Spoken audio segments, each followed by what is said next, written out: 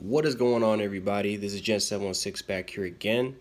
And today I want to talk to you guys about the Minnesota Vikings going to the Seattle Seahawks on Monday night, primetime football. Really, really good football game.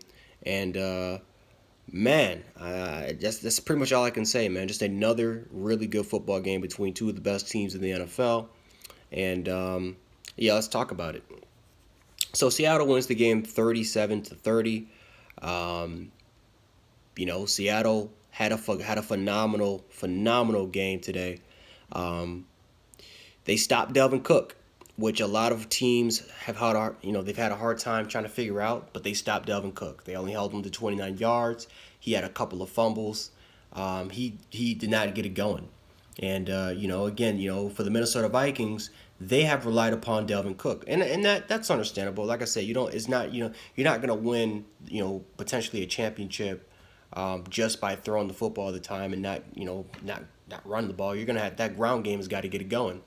And Kirk Cousins, we all know he's not the greatest quarterback in the world, but he's a top 15 quarterback. He's a really good quarterback, but he's not elite. He's not elite or anything like that.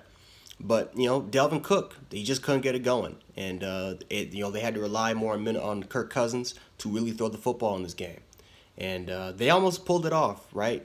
Seattle were up, they was up 34-17 at one point, and Kirk Cousins, after throwing an interception, crazy interception to Flowers, which made one hell of a play on Diggs. I thought the game was over then. Seattle scored a touchdown on that. I thought the game was over, but they kept fighting, and they almost pulled it off. They almost pulled it off right there. Of course, a 3-and-out to Irv Smith Jr. Is 4-and-out actually to Irv Smith Jr. is what caused the great defensive play. But it all started with Delvin Cook. It all started with Delvin Cook not having the ability to get going. Again, only 29 yards, 2 fumbles. Again, his inability to not run the football is what cost them. And that's something that, if you're a Vikings fan, that's something to be a little nervous for. Again, not too many teams can stop the Minnesota Vikings run game, especially Delvin Cook. But that's definitely something to take notice of right there, that if the run game is taken away, that leaves the Minnesota Vikings very, very vulnerable. Now for the Seattle Seahawks, the run game was beautiful. I mean, it was absolutely beautiful. 218 yards on the ground. Rashard Penny had 74 yards. Chris Carson was a bulldozer today. Had 100 yards. Had pretty much one of the maybe the play of the game. When again it's third down. You get the first down here. The game is it's pretty much over. And he gets it. Bulldozes another dude for an additional 3-4 yards. And damn near almost pretty much seals the game. So Chris Carson had one hell of a game. I thought Russell Wilson kind of struggled a little bit. I thought he had a pretty good first half, but I thought he struggled a little bit towards the second. I know DK Metcalf. He was the league receiver in this game, but I thought he had a little bit of struggle as well. Had a fumble as well. So um, the receiving game wasn't anything too spectacular, but it was more balanced. They threw the ball effectively and efficiently, and they also ran the ball really, really well. The Vikings made adjustments.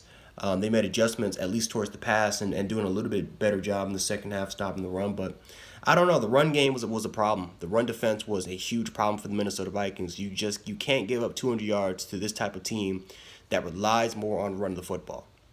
Right? The Seahawks, they don't have a lot of stars at wide out. They rely more on running the football with those two backs. They have a great run blocking offensive line. If you can neutralize that, kind of like how the Seahawks neutralized the Vikings run game, you can take Seattle on. And they just couldn't stop it. So that is something to keep an eye on, right? The San Francisco 49ers, they're 10-2. The Seattle Seahawks, they're 10-2. And it's very interesting because these are the two best teams in the NFL. And just like that, San Francisco goes from being the number 1 seed to now being the 5th seed, while Seattle takes over that number 1 slot. So it's going to be an interesting battle because both teams are they're really identical to each other. I think that maybe San Francisco just has a better front seven, and Seattle just has maybe a little bit better of a secondary, but very two identical teams there. So that's just going to be a very interesting battle to watch. But, man, I mean, the Seattle Seahawks, speaking of this game, they just did a great job. I thought that Rashard Penny and Chris Carson made the difference.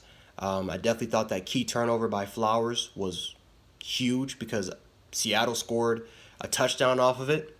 But the Vikings, I mean, the Vikings, man. Just talking about the interception from earlier, man, they had a crazy interception with Harris. How Russell Wilson, the ball was battled down. Russell Wilson tried to tip it, and Harris comes up with it and he picks it off. I've never seen anything like that before. But man, that was just one hell of a play. Just two crazy interceptions, two great plays though, and just overall, just a really good football game, man. If you're a Vikings fan, you can't be too upset with the effort. I mean, if there's one thing that you guys can be mad at, is the fact that you guys just couldn't get it going, the run game, and the fact that you guys were down 34-17. But you got to be proud of your team that you were down by 2.5 touchdowns, and you came back and you almost won. Right now, I know you guys missed the PAT. You missed the PAT, but even if you would have made, even if you made the PAT, it just wouldn't matter anyway because the Vikings they just really just couldn't get it going. So when they had the ball in the final drive, so I don't get on the kicker for that. Trust me. But you got to be proud of the effort that the Vikings came back. They fought to the very end, and they almost pulled it off. So you got to be very, very proud of that effort. Seattle, you got to be very proud of your football team. You're 10-2. You're first in the conference, and you're on top of the division. Most importantly, and so that's you guys got a long 4 more games to go. Hopefully, but if Seattle takes home field advantage, we all know the 12th man in Seattle, one of the loudest stadiums in the NFL.